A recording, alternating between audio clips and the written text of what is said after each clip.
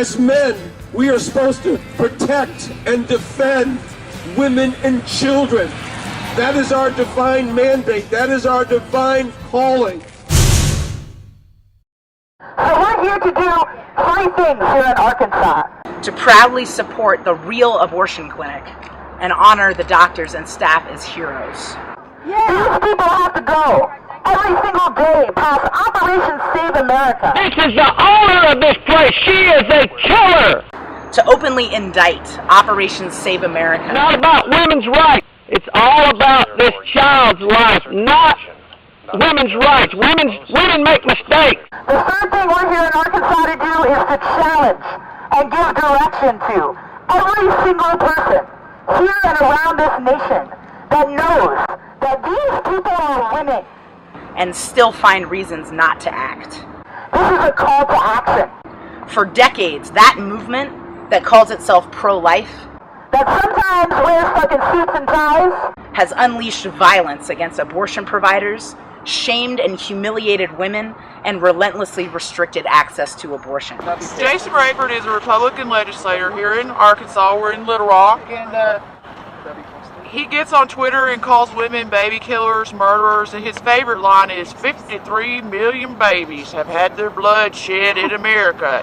This happens in the legal arena. This happens on the street. We're going to take the truth to his hometown this afternoon and let his neighbors know that he's killing little baby boys and girls here in Little Rock and see what they have to say about it. Amen. That's child abuse. Bringing a child to a place that murders children, you should be locked up for that. They don't even want you to use birth control. What the fuck is that? What year is this?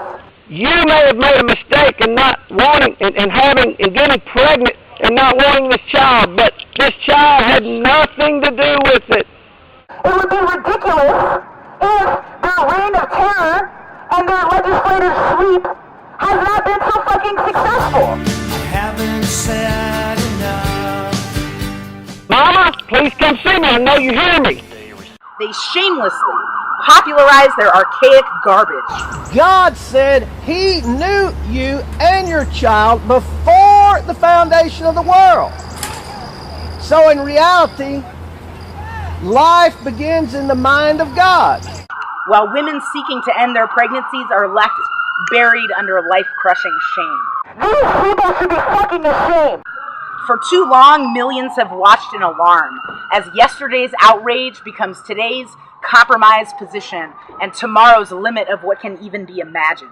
The political leaders of the Democratic Party cannot be relied on to break this dynamic. While posing as the last bastion of defense against these attacks, these leaders have in fact seriously undermined reproductive rights by seeking common ground with fascists, fanatics, and those who would see women enslaved. Common ground with these people? It is the will of God that this place close. Common ground with these people? And the thing is that people say this is unconstitutional. Abortion never has been mentioned in the Constitution. And what happened in precedent is 1973, the court broke precedent when they did not recognize life. Fuck that! Fuck that! Fuck that! There is nothing wrong with abortion. There is nothing wrong with abortion. And abortion should be available on demand and without apology. If you believe this, you have to say it now. We do not have to let these people shape the future. But it's going to take you fucking doing something about it, and now. We reject the view that a woman's highest purpose and fundamental duty is to bear children, even though she does not want or cannot care for. Right here in Arkansas, a 12-week ban was passed. Sure, they say it won't stand up in courts, but the fact that it was passed in the first place is utterly outrageous and completely unacceptable. And across the country, 5 states have only 1 abortion clinic. 97% of rural counties do not have any abortion providers. Everywhere, abortion rights are in a state of emergency. And they will win if there is not a monumental fight for women's liberation. We call on people everywhere to defend abortion providers who are under attack. If there's an abortion provider that you know, or one near you, or even not one near you, you need to go and find out what the fuck is happening at that place, because these people are risking their lives. To speak openly and positively about abortion, including their own. It's not easy. That's the problem. It should be easy. But the only way that's going to change is if people step out and lead the way. To mobilize mass protests against every new attack wherever it takes place, and to join up with Stop Patriarchy and the Abortion Rights Freedom Ride to defeat this whole war on women. Sure, getting out in the face of this fascist shit is scary. We get that. You think it was easy for black students to sit at their lunch counters and be spit on and beaten and threatened and attacked? The point is, this is what's needed right now. There are many who do not want to see women enslaved. But it means basically nothing unless we act decisively now. And you know what else? It's liberating to bring forward a culture of resistance amongst all ages, among men and women, among all nationalities, that recognizes that if women are not free, then no one can be free. And along with that, it's uplifting to know that the world does not have to stay this way.